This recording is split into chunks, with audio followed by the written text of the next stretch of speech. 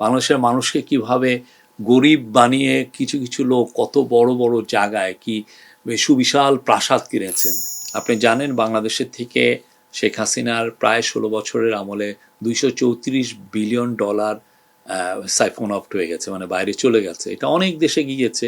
তার কিছু অংশ আমরা জানতে পেরেছি যে ইউকেতে এসছে। তো ইউকের যারা এগুলো নিয়ে কাজ করে তারা আমাদের সাথে যত ভালো রকমের কোঅপারেশন করছেন।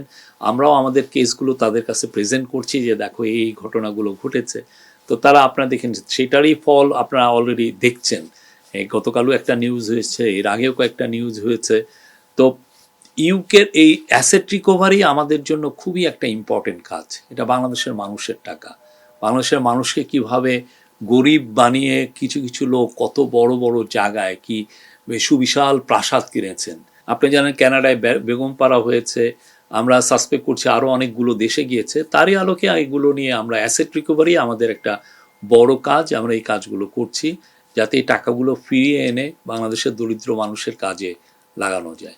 এটা খুবই ইম্পর্টেন্ট একটা মিটিং বাংলাদেশের জন্য, বাংলাদেশের সামনের পলিটিক্যাল বাস্তবতার জন্য। পলিটিক্যাল যে আমরা আগামীতে দেখছেন যে ইলেকশনের একটা ডেট দেওয়া হয়েছে এপ্রিলে, তো এই ডেমোক্রেটিক ট্রানজিশনের জন্য এই মিটিংটা খুবই ইম্পর্টেন্ট।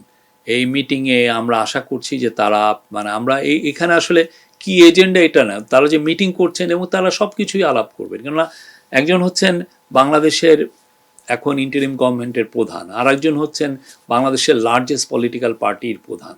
তো তারা দুইজনের মধ্যে আলোচনা হবে এবং তারা অনেকগুলো সব কিছু নিয়ে আলোচনা করবেন এটা। এবং এটার প্রস্তুতি হিসেবে আজকে বিএনপির তরফ থেকে একজন অফিসিয়ালও এসেছিলেন, আমাদের সাথে উনি কথাও হয়েছে তাদের সাথে। তো কালকে আমরা আশা করছি যে 9টার মধ্যেই ওনারা আসবেন। আসার পরে একটা 1-to-1 মিটিং হবে। এই ক্ষেত্রে যদি ওনারা মনে করেন যে আরও অন্যান্য কেউ থাকবে, সেটা এই দুজন লিডারই এটা ডিসাইড করবেন।